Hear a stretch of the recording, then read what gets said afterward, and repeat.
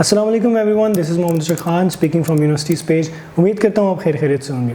आज की हमारी वीडियो है स्टडी इन पुर्तगाल के हवाले से। आज हम देखेंगे कि आप किस तरह पुर्तगाल में अप्लाई कर सकते हैं और स्टडी की बेस पर वहाँ पर कैसे जा सकते हैं। इसके साथ साथ हम ये भी देखेंगे कि वहाँ पे क्या क्या पार्ट टाइम जॉब्स लोग करते हैं और वर्किंग की क्या अपॉर्चुनिटीज़ अवेलेबल हैं, वहाँ पे कितना टाइम आपको अलाउ होता है। मज़ीद हम ये भी देखेंगे कि आपका यहाँ पे क्राइटेरिया क्या होता है और इसके साथ साथ आपको क्या क्या चीज़ें रिक्वायर्ड होती हैं। आपसे गुजारिश है वीडियो कंप्लीट देखें ताकि आप कोई पॉइंट मिस ना कर सकें। इसके साथ साथ हमारे चैनल को भी सब्सक्राइब कर लें। व्यूवर्स, पुर्तगाल एक साउदर्न यूरोपियन कंट्री है जिसका बॉर्डर स्पेन और अटलांटिक ओशन के साथ अटैच है। ये 1143 में फाउंड किया गया और यहाँ की लैंग्वेज पोर्तुगीज़ है। इसके साथ साथ यहाँ पर तकरीबन 11 मिलियन की पॉपुलेशन है। यहाँ पर करेंसी यूरो इस्तेमाल किया जाता है और अगर कंट्री सेल्फ की बात की जाए तो बहुत ही डेवलप कंट्री है, हाई इनकम वाला कंट्री है। इसके साथ साथ यहाँ का इंफ्रास्ट्रक्चर भी बहुत अच्छा है। आपको यहाँ पर बहुत साफ़ इन्वायरमेंट नज़र आएगा, बहुत हेल्दी और पीसफुल लोग नज़र आएंगे। ये कंट्री बहुत ज़्यादा पीसफुल है। ये यूरोप की ओल्डेस्ट नेशंस में से एक है। यहाँ का कैपिटल लिस्बॉन है जो कि one of the most visited city in the world है। इसके साथ साथ यहाँ पर मेजॉरिटी ऑफ क्रिश्चियंस नज़र आते हैं और जूस कम्युनिटीज़ भी हैं और मुस्लिम कम्युनिटी भी यहाँ पर रहते हैं।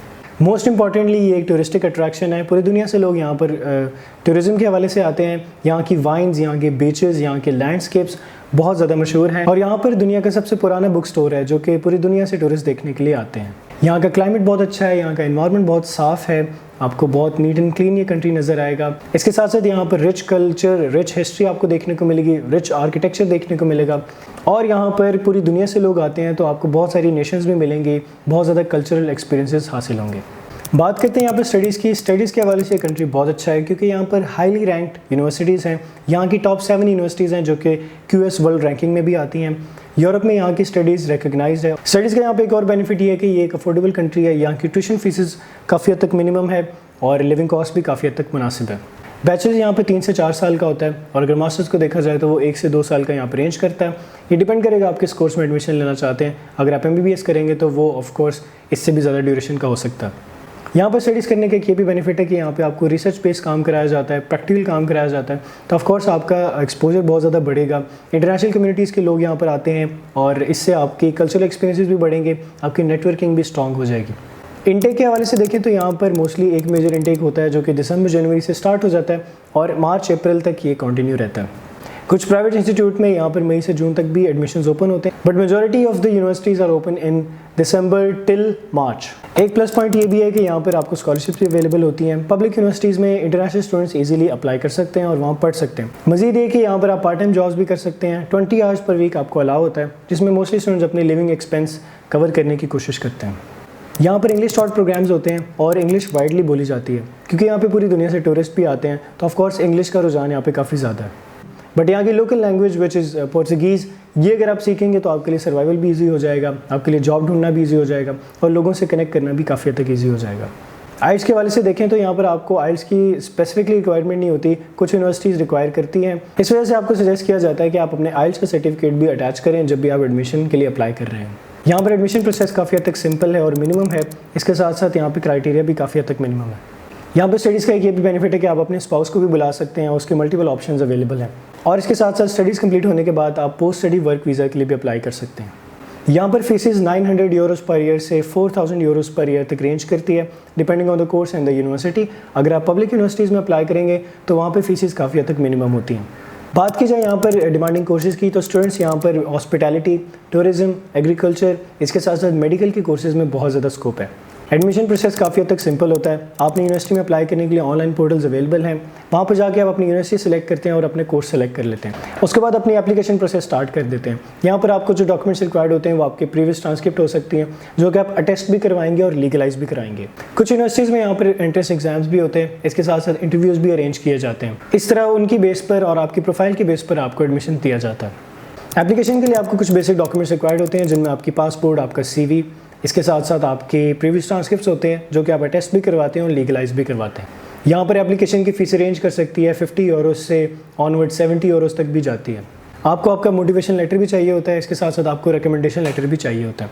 आप अपनी एप्लीकेशन फ़ीस की रिसीप्ट भी अटैच करते हैं। इसके साथ साथ जैसे कि मैंने आपको बताया इंग्लिश का सर्टिफिकेट आप अटैच करेंगे तो वो भी आपकी प्रोफाइल काफ़ी हद तक स्ट्रॉन्ग कर देता है।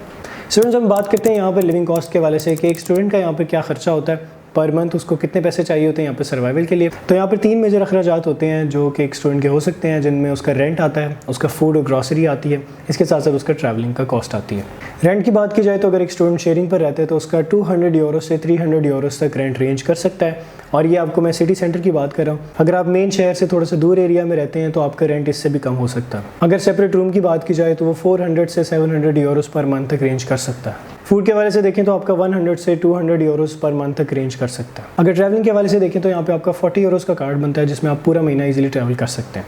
बिल्स के हवाले से देखें तो आपका 50 यूरोस तक आपकी यूटिलिटी के बिल्स भी आ जाते हैं। स्टूडेंट्स यहाँ पर basic salary 760 Euros per month है और ये अनस्किल्ड वर्कर की है। अगर आप स्किल्ड वर्कर हैं तो आप मज़ीद इससे ज़्यादा अर्न कर सकते हैं। स्कॉलरशिप के हवाले से देखें तो यहाँ पर आपको डिफरेंट स्कॉलरशिप अवेलेबल होती हैं, जिसमें एरास्मस एक्सचेंज प्रोग्राम्स भी आते हैं जिनमें आप यूरोप में किसी भी कंट्री में जाकर 1 या 2 सेमेस्टर पढ़ सकते हैं। बट ऑफ कोर्स वो मेरिट बेस होता है, आपको यूनिवर्सिटी में उसका एग्ज़ाम देना होता है। स्कॉलरशिप्स के अंदर आपको 400 यूरोस से 2000 यूरोस तक स्टाइपेंड दिया जा सकता है, और ये डिपेंड करेगा आपके मेरिट कितना बना है और आपको कौन सी स्कॉलरशिप मिल रही है। इसमें काफ़ी मल्टीपल बेनिफिट्स हैं जिनमें आपको अकोमोडेशन भी दी जा सकती है, इसके साथ साथ आपकी फ़ीस भी एग्जाम की जा सकती है, आपको ट्रैवलिंग की कॉस्ट भी दी जा सकती है। ये डिपेंड करेगा आपके कोर्स पे, आपकी यूनिवर्सिटी की स्कॉलरशिप पे, इसके साथ साथ आपकी अपनी प्रोफाइल पर। स्कॉलरशिप की कंप्लीट डिटेल देखने के लिए आप हमारी वेबसाइट पे भी जा सकते हैं, which is www.universityspace.com। The link is in description. आप वहाँ जाकर अपने मतलब की स्कॉलरशिप देख सकते हैं और टॉप यूनिवर्सिटीज़ की लिस्ट भी देख सकते हैं।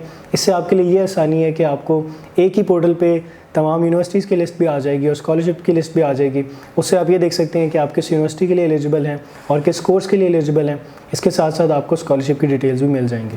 स्टूडेंट्स, बात करते हैं वीज़ा की, तो वीज़ा में आपको आपका पासपोर्ट, आपका आईडी कार्ड, इसके साथ साथ आपके फैमिली सर्टिफिकेट्स भी चाहिए होते हैं। इसके साथ साथ यूनिवर्सिटी का एक्सेप्टेंस लेटर, जिसको कैश लेटर बोला जाता है, वो भी आपको रिक्वायर्ड होता है। मज़ीद ये कि आपको पुलिस क्लियरेंस सर्टिफिकेट भी चाहिए होता है, which is PCC।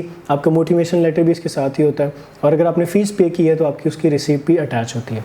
Most importantly आपकी बैंक स्टेटमेंट रिक्वायर्ड होती है जो कि 3 to 6 मंथ्स की होती है, और आपको अकोमोडेशन का प्रूफ भी शो कराना होता है।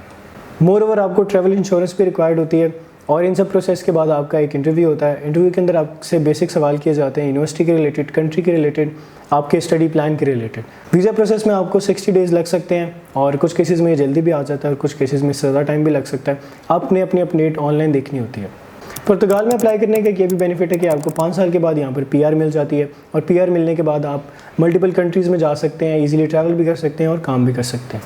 PR मिलने के बाद आप सिटीजनशिप के लिए भी एलिजिबल होते हैं, और उससे आपको बहुत सारी कंट्रीज़ में वीज़ा फ्री एंट्री मिल जाती है। आप जॉब भी कर सकते हैं, इन्वेस्टमेंट भी कर सकते हैं और बिज़नेस ओपन भी कर सकते हैं। स्टूडेंट्स, ये थी हमारी वीडियो स्टडी इन पुर्तगाल के हवाले से। उम्मीद करता हूँ आपको पसंद आई होगी।